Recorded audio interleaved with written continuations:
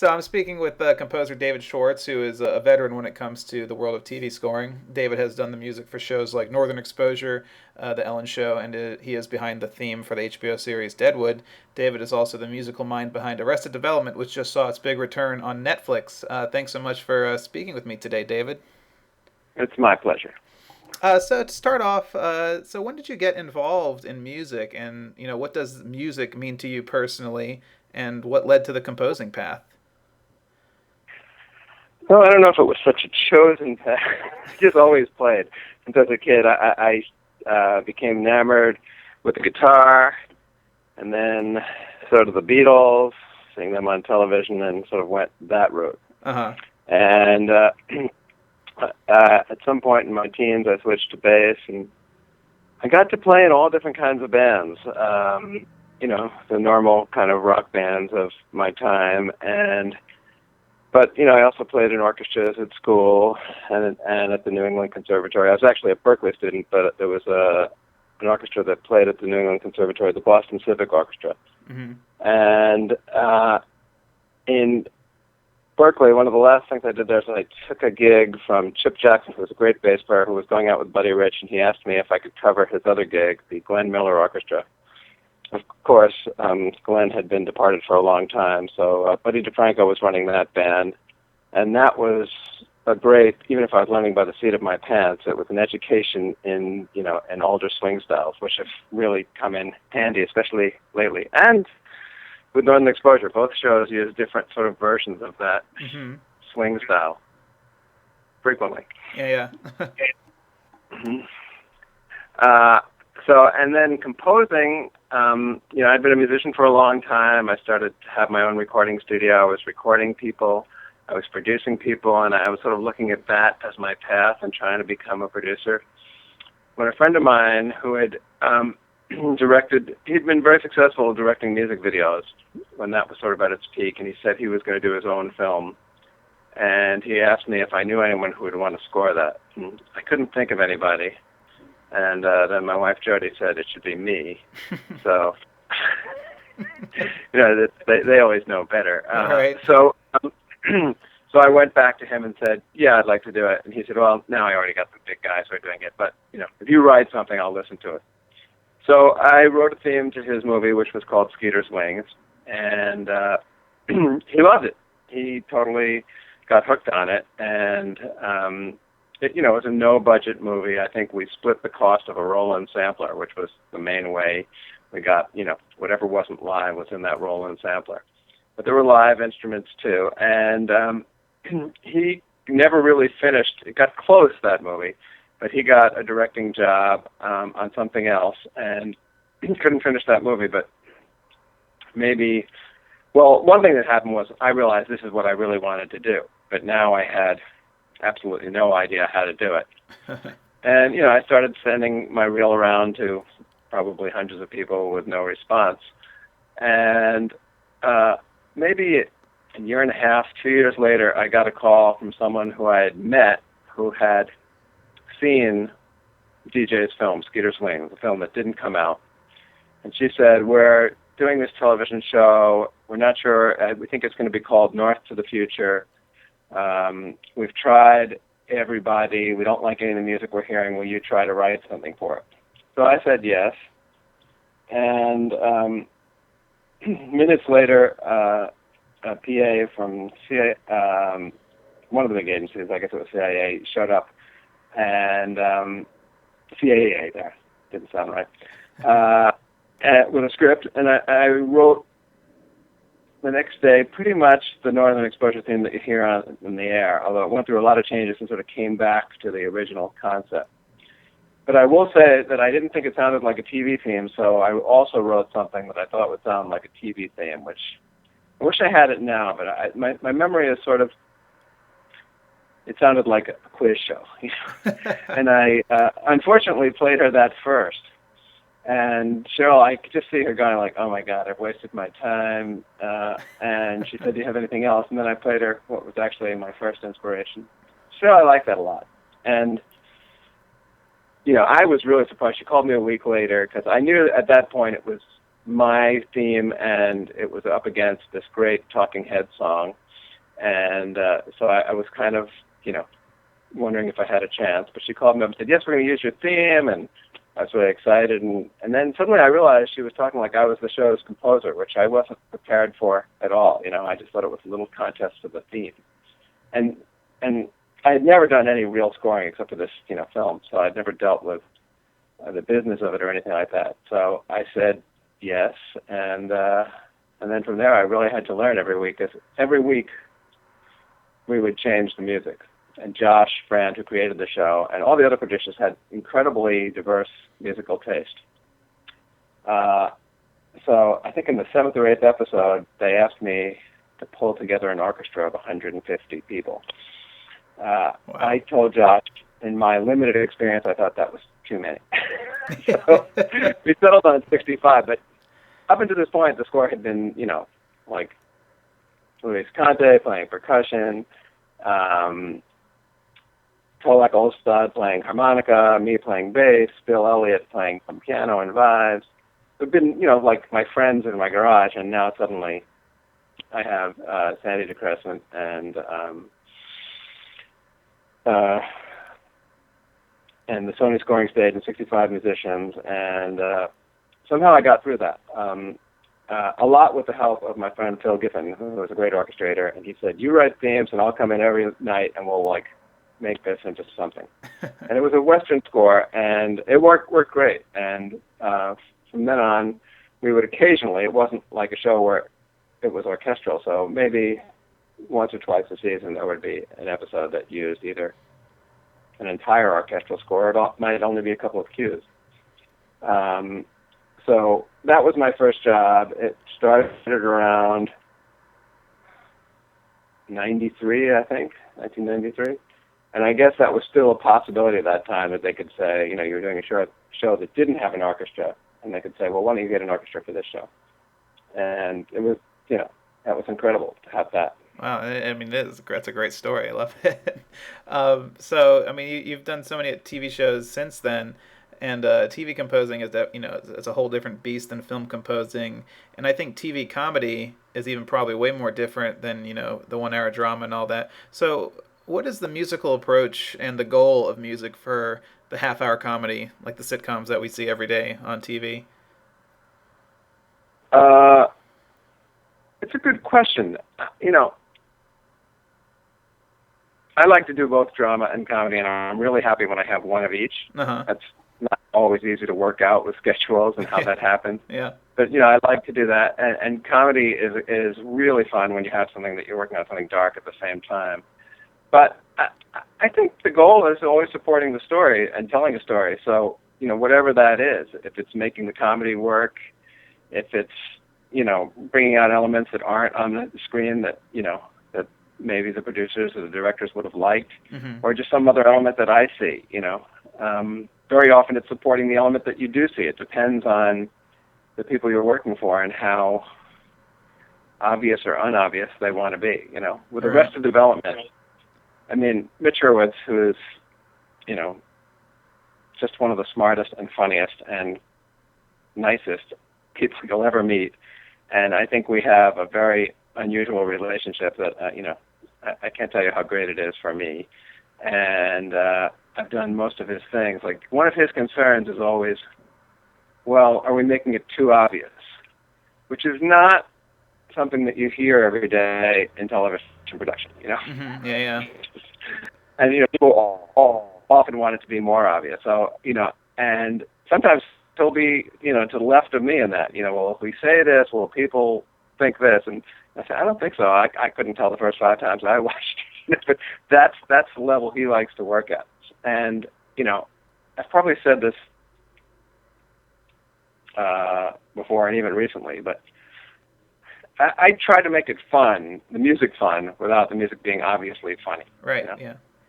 I don't try to write funny music. I'm sure sometimes it is, and sometimes we go over the top, and that's it. But if I can make it fun, and it's really very much to me about the pace. And when I do a comedy, even though I write a lot of groove-centered stuff, you'll notice the groove stops and starts a lot, and I think that allows for the jokes.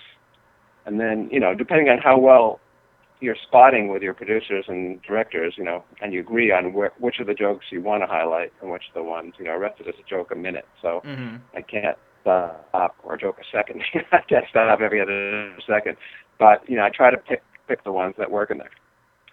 And, Mitch himself is a great inspiration when I'm doing that kind of comedy. There's obviously, as many different types of drama as there are comedy. Yeah, absolutely. And people have requirements. I mean, there's some people who just want you to fix something that they feel they didn't get, and that's a different type of scoring. Yeah.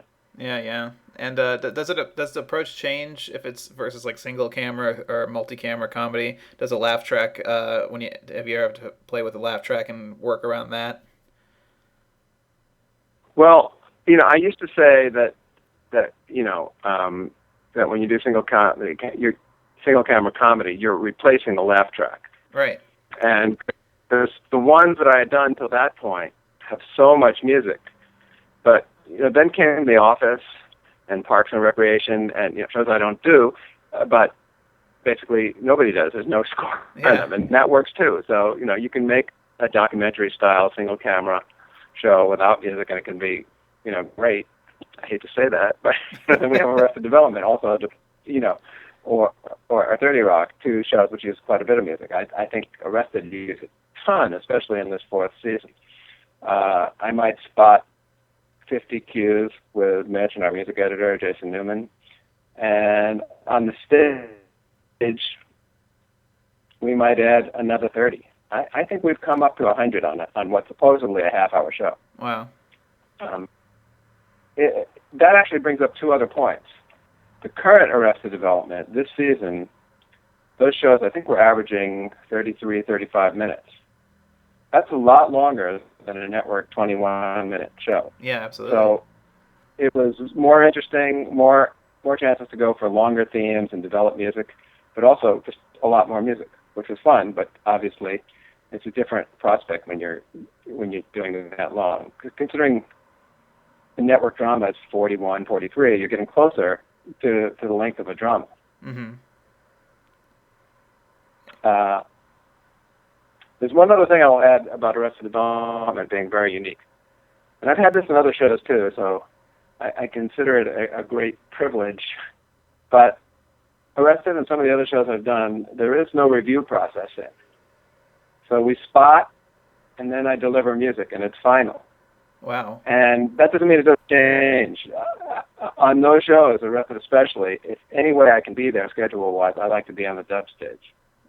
So if Mitch or myself or somebody doesn't feel it's not working, I like to have a lot of options there. And the options are not usually, it's just usually Jason Newman and myself and Mitch and our memories, well, what else could work here? Because we have thousands of pieces now. And Mitch likes to edit and add and throw things on, and I think there are composers who might have an issue with that, but I find that he's just so musical that he always makes it better. Mm-hmm. And he'll often at that point turn to me and say, what do you think? Do you want to go back? And sometimes I do. I think, let's just see what it's like back to where it was. And he'll usually agree. So to have that kind of relationship, I think is very unique, and of course, I treasure it. Well, that is very unique. I've never even heard that before, so that's really cool. Well, when I do shows, obviously most of the stuff that I do, there's a review process, and probably if I was a producer, I would want a review process. But the difference is you're handing somebody, a show in 2 days, and it's so hard to make active and that they're going to hear. It's really a challenge at that point. Whereas at the end of the week, I have players on it. And that's the difference. Yeah. And they'll say, well, I can hear it in the demo. But it is harder. It's harder for you and I to hear it in a demo, and that much harder for people who don't do it. Yeah. Especially things like, all the sort of old jazz stuff, which, I can make demos, but, it's different, when you have soloists and you have great players. Mm-hmm. So, Arrested Development is such a prized possession for a lot of people. A lot of people just love the show, and it has a huge kind of core fan base. But it did get canceled, and you guys came back. So take me through that point when the show was canceled. What is it like getting that news, knowing everyone, including you, were stopped in the middle of something just as it was starting to grow? I mean, how did that feel? Well, I'll say for myself, not for everybody, but it just felt like from almost day one we were being canceled. Yeah. I've been on other shows like that, and it just, for some reason, we just didn't feel like we were anybody's darling. Of course, had fans and we knew people loved the show, but it just seemed like the show was always in jeopardy. Mm-hmm. And on the other hand, I'll say it was incredible of Fox to put us up for 3 years. We didn't have the greatest ratings, but other shows have stayed on through that. I think The Office and Parks started out low, never got that high, but I think they were great value to the network that they were on. So I think at the end of that third season, when we were canceled, we were all pretty exhausted at that point, and there was always some talk about bringing it to another network, but that doesn't often happen. But neither does the show come back very often. Yeah. And then since I've been hearing about it coming back, there were probably, I don't know, I'm guessing, but 2 years between the first time I heard it, from Mitch, a reliable source, and actually doing it. So there's a lot of waiting, and I think a lot of, well, let's say some amount of anxiety on everybody's part, because there was this feeling, well, how are we going to make a better Arrested Development? And then, once we were in the thick of working, and it is always intense when you're working, suddenly you're just doing it. You're not trying to make a better. And I think trying to make a better is maybe not the best way, to approach it. But we have to top ourselves, because that's not the way we did it the first time. Right. And, for me, once I saw even dailies, I started working to dailies because we were almost always even with the editing staff. We were working, every waking hour and non-waking hour. So, even in the end, I never had fully locked cuts, but, I just wanted to try to come up with some ideas against dailies. And once I saw that I could, I started to feel a little bit more relaxed about it. I knew it would be great. I knew it was funny, and,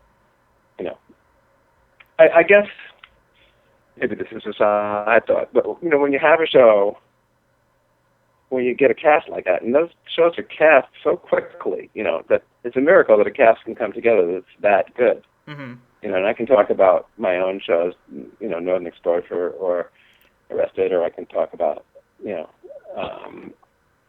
Office, and to get everybody and for everybody to be that good, it's kind of a miracle.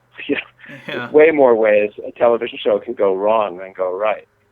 So, when you have that, and mostly when you have, the creative leadership of Mitch Hurwitz and the writing of him and the other writers, it's just always going to be great.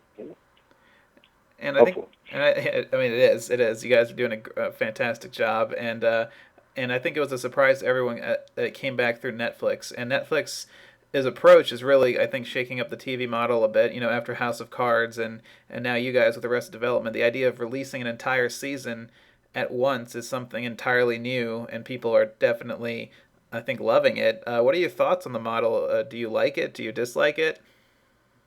Well, as a composer facing a deadline, it kind of scared the crap out because I know our creative team will go, keep things as long as they can at every stage. If we can keep shooting, keep shooting. If we can keep editing, keep editing. Uh-huh.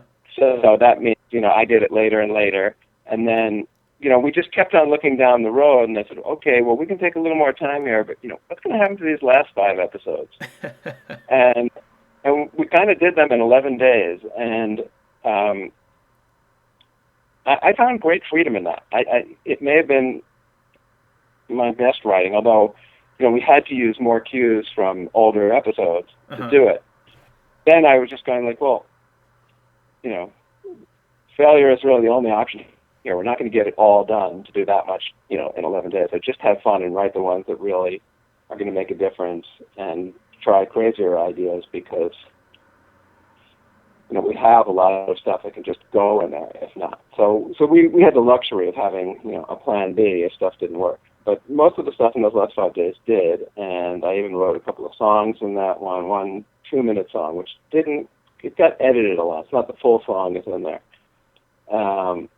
That's another kind of unique thing about Arrested is that I tend to write, or in this case, co-write, the great majority of vocal songs in there, which, really came from Mitch. Do we have to have some artist like every other, can't we do it, make up our own show? Can't we, have something called Balls in the Air?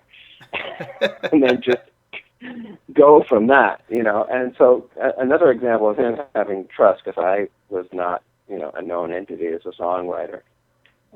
And I wrote, most of the songs have a co-writer. A few I wrote myself. They're usually written in one night, sometimes 2 or 3 songs. Gabriel Mann, who used to work for me and now is a composer in his own right, Modern Family. He's doing a bunch of shows. Yeah. He's very successful. And we get together and write songs. And, I usually tell him to come in as late as night as he can because I've got to write score all day. And then I'm hoping he's going to come in and give me a burst of energy, and we're going to get through another 4 or 5 hours. And it works. I've never had a songwriting partnership like that. I can write with other people and get great results, but Gabe and I are just really fast. And we're kind of ruthless to each other. It's just like, I don't think anyone ever gets offended. It's just, no, that sucks. Let's not do that and move on and do stuff. And the fact that he can sing and make his voice into almost any style in any accent, is a great help too, because the recording and the writing and the mixing and everything is happening on that same night. Usually it's the night before I have my session. So, and almost always George Deering is playing guitar, if available. And so, we'll leave all the great guitar parts for George. And, if there's horns or strings, that happens on the next day. But we try to write a song or a number of songs that night. Our biggest frustration is not being able to finish them. If we get a minute and, it calls for 45 seconds, a couple of times we've wanted to power on and finished, made a 3-minute song. But, obviously that's a much more challenging task, and it takes a lot more time. And, a couple of times, either for the show or for our own, we've come back to finish the song. We're talking about that for the soundtrack release. How many songs we can release, and can we even get, those sounds back or get in that mood again to write that song. Mm-hmm. We haven't really tried much of that. We just did one for the last episode, and that worked. So we have set a precedent. Well, that's good to hear. And one was going back to 6 years. If we're talking to composers out there who deal with technology, I imagine, like me, a lot of you, your systems have totally changed. And going back and trying to get my sounds back up from old Giga Studios that haven't been turned on in 6 years, and just opening the files, sometimes they wouldn't open. But I was lucky the majority of the time, and usually we could find some way to get back to an old file if we needed it. This is taking an old cue and building onto it. Yeah. We all swore when Mitch first started talking about it, we said, well, we're not going to do that. But then I wanted to do it, and he wanted to do it. He'd say, oh, can we put this cue? I love it, and I'd listen to it, and I'd go like, yeah, but if I was doing it now, I would change that bass sound, and I would use real drums on this. So, we'd go back and do it when we could. Well, that's cool. I love that process, and hearing you talk about that, it's really awesome. But to wrap up, I always like to ask composers this one question. If you could score any film ever made with no disrespect to the original composer, which film would you choose, or even what TV show would you choose? That is a really good one. It's hard because if I like the film, I have to have liked the score that went with it. I can't think of an example, where I go, boy, that was a great film, and score sucked and I wish I had done it. Well, that's not that's the point of the question. I think it's more. I know what you're saying. I guess my mind doesn't work that way. I've been just thinking, and I don't get to do this very often. I just want to do things of great musical beauty. And, people call me either to do double shows or comedy or westerns. I don't usually work with doctors or lawyers on screen. I'll say Little Miss Sunshine, who the directors are friends of mine. Yeah, I wish I had done it, but I think the score is fantastic on that. I love so then I have to unwish it. But that's a great answer. I do like where comedy and drama meet together. So ones that do it in a way that both work can be fantastic, and that doesn't happen very often. And they're not usually popular with studios and networks to make those because they never know how to market them. But I think when that happens, I like that. I know I'm sort of skirting your question here. Oh, no. I don't have a number. I totally agree with you because I feel like that's the most, like comedy and drama when it blends well, I think it's the best reflection of what real life is, because I feel like when you interact with your friends and stuff, that's what it is. It's funny drama. Right. You make the jokes and then the drama comes. Yep. Or the other way. If I'm working on a scary thing for months and months and months, it affects your mood. It really does. You leave the studio, you're kind of freaked out. And I know there are people who just love doing that all the time. I like variety. I do too. Well, David, thank you so much for your time. It was a great pleasure to talk to you and fascinating to hear your process. So thank you so much, and hopefully we get to do it again in the future.